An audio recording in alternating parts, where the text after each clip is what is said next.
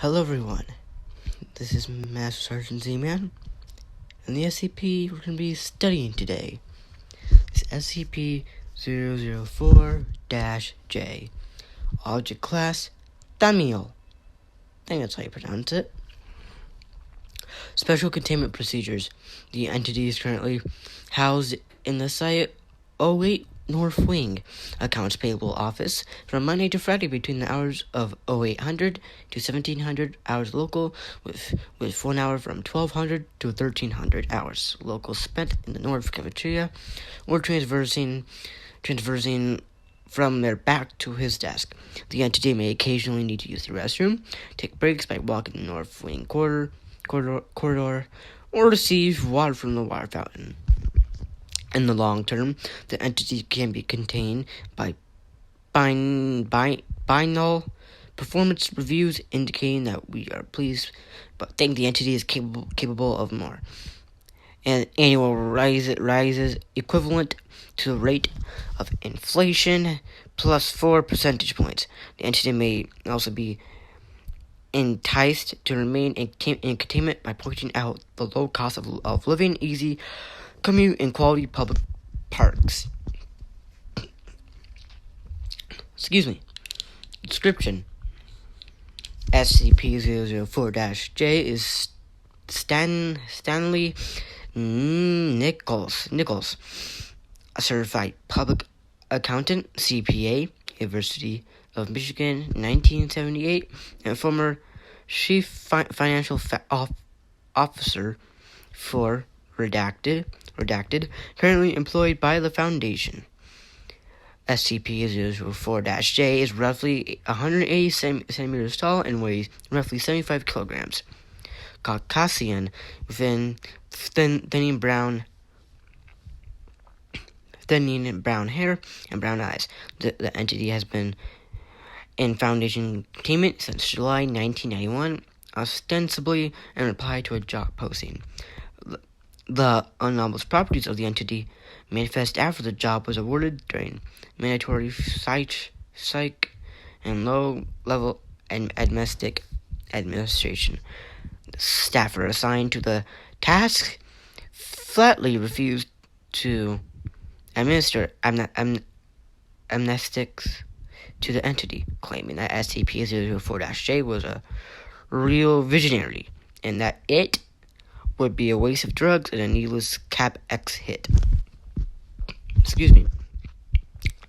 After a brief convention by the hiring department, the Compulsion and Cognitohazard Unit, and Site 04's subject matter expert on hazardous humanoids, the agreement was made to contain SCP-004-J under the premise of hiring them for the desired position in accounts payable.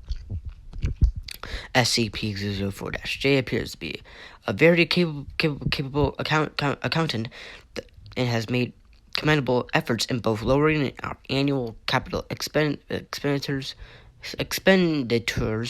budget while streamlining our vendor and purchase process for operating expenditures.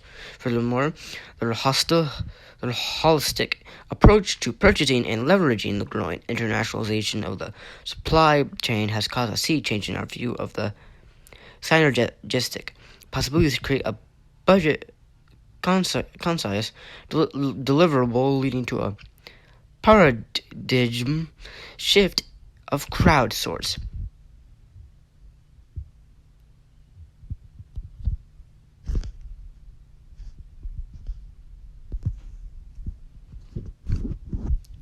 Sorry about that. Sorry about the silence. Anyway, it appears the entity was in my vicinity. Briefly, to summarize, SCP-004-J has a distinct cognitohazardous field that will interfere with thought processes, overriding thought patterns with new ones, and encourage growing a business through a set of jargon commonly used by C-level executives buzzwords, while also impairing the ability to think critically. CT scans of Foundation employees in the field of SCP-004-J show a lowered neuron excitement state in the occipital cortex in the hippocampus. SCP-004-J was classed as Euclid in August of 1991.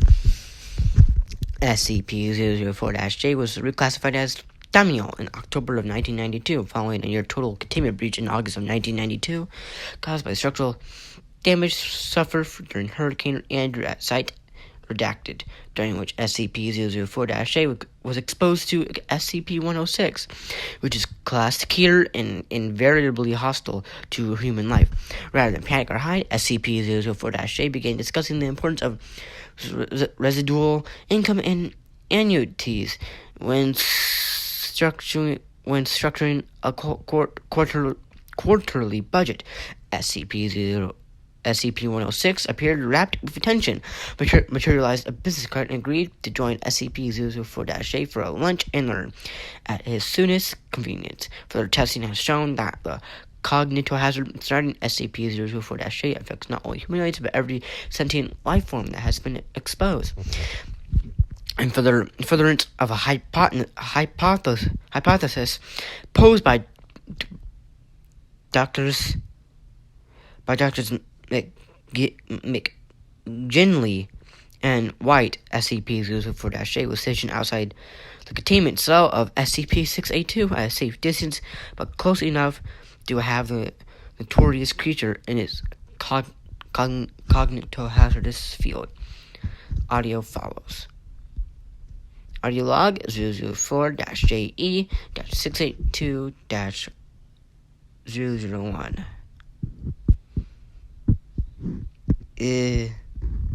Okay. Alright, I'll read the audio. SCP-682. Kill. Inaudible. Killing. Dr. White. SCP-682. Can you repeat that? 682. Killing. Bottom line. White. I'm sorry. 682.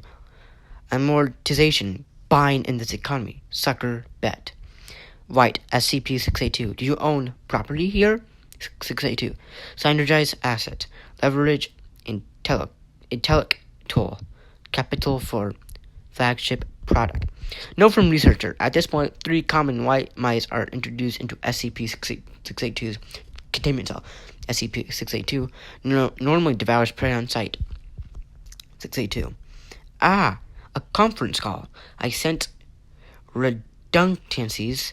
We must smart size to better push the envelope in our core competencies. SCP-682 then dismembers and eats 2 of the 3 mice. 682. I hope they find their severance suitable. Audio ends. Alright, that was SCP-004-J. So it's kind of an interesting SCP, and I'm certainly interested in the part right here where it says 106 got into its field and it materialized a business card and agreed to 004-J to meet with him and talk about, property stuff and all that. That's very interesting because SCP-106, I'm not going to go with all the details about him. That's going to be until a far future video. So SCP-106 was possibly breached containment, and instead of attacking 004-J, he was exposed to the field, and he materialized a card and agreed for whatever 004-J wanted to talk about. That's very interesting. I wonder if 004-J did that to also SCP-682. But I wonder if you can do it to other SCPs. I wonder if you can do it to maybe 173, 049, 096. A bunch of SCPs out there that he could possibly that he could affect. So that concludes our lecture for today. Thank you for listening, and you are all dismissed.